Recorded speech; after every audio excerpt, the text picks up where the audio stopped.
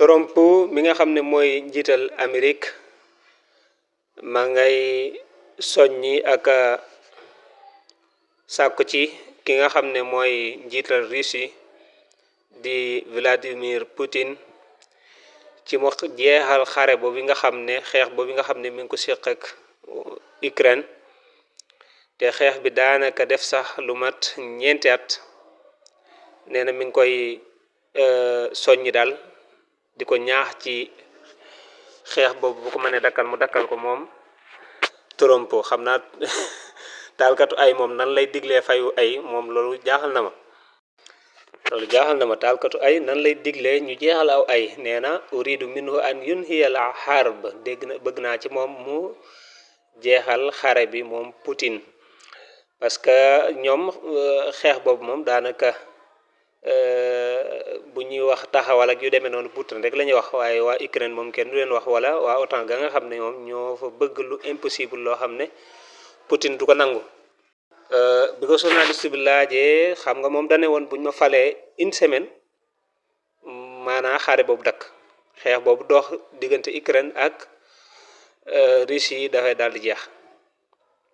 journaliste bi laaj ko dafa mel ne li nga mébétoon noonu sa mébét yooyu daal amut loolu nga bëggoon amul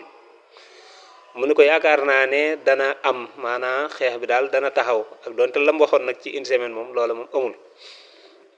ndax nee na foofa sedd ba dafa metti lool dafa tar foofee ci Ukraine moom moo tax war nañoo taxawal xeex boobu kii nga xam ne moom moo jiite Ukraine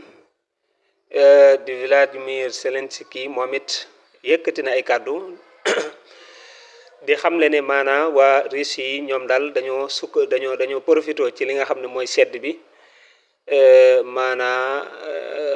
attaqué leen ay attaques yu métti yoo xam ne ay millions yi Ukraine yi ñoo xam dañoo dëkk Ukraine ñi ngi ci lëndëm gi ñi ngi ci sedd bi ndax nee na biig daal nañ leen attaqué moo gën a métti ci bi 2026 bi duggee ba léegi maanaam weer wi daal niñ leen ci attaqué démb métti na lool ndax dafa mel ne dañoo bàyyi ba guddi ñu yóbbu fa seeni missile de guerre roose leen ki missile bañ tooy xipp ñu dellu seenu dëkk mooy dafa nekkoon ay darabaat jawiya layliya dañoo bàyyi ba guddi daal ñu yónni seeni armée taxaw ca kaw roose leen bañ tooy xipp ki missile daal di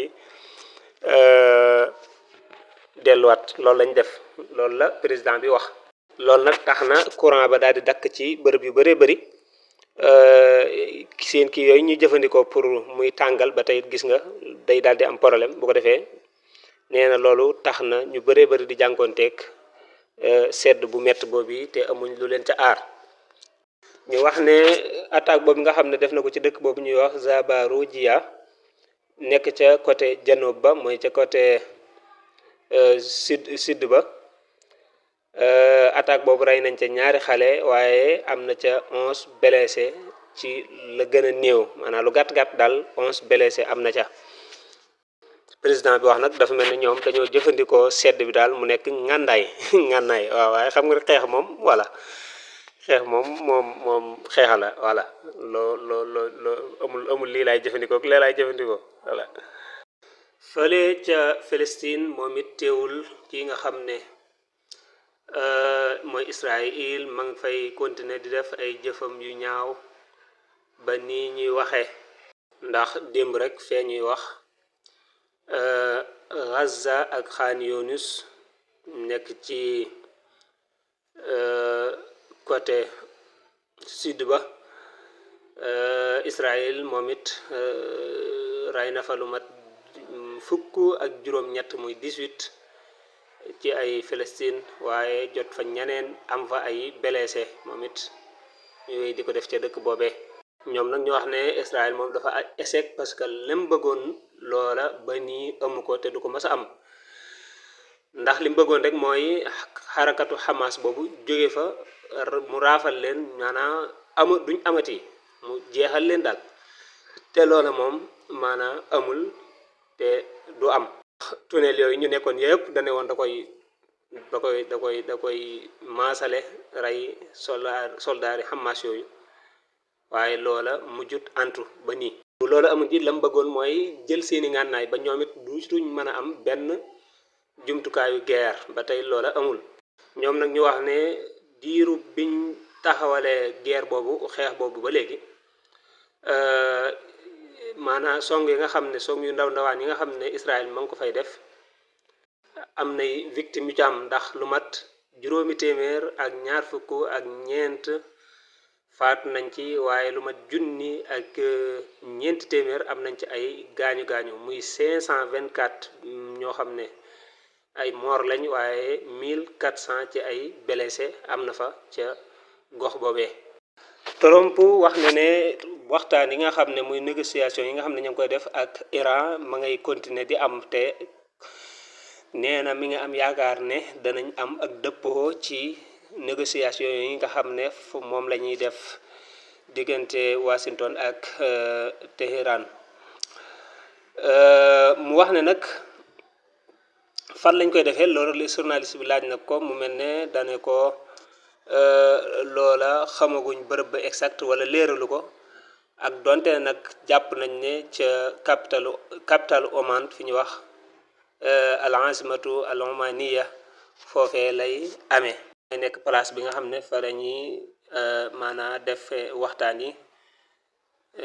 incha allah waaye daal Trump moom leeralut fan lay defee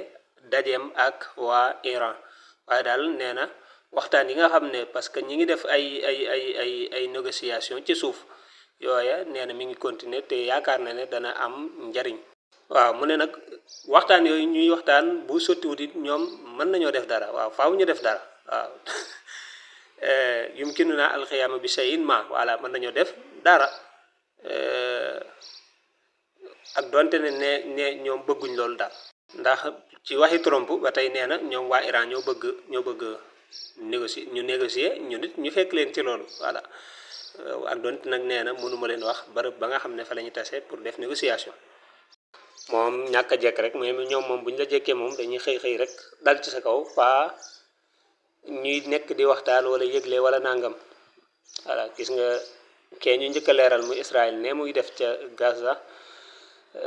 maanaa da ko jekku waaw ay bu doon Iran la du demee noona voilà faaw ñu waaj dinaal def lii dinaal def nangam kenn ku ne tëkk sa morom nangam kon foofu lañ ci yem incha allah bu ma amaatee jot ci ngoon gi danañ indiwaat yeneen yi ci des ndax am na ci kii bi Syrie bi ak kii bi fi ñuy wax Syrie ak Yaman moom it incha allah war nañ cee dikk Venezuela moom it am na yeneen yu ci yees incha allah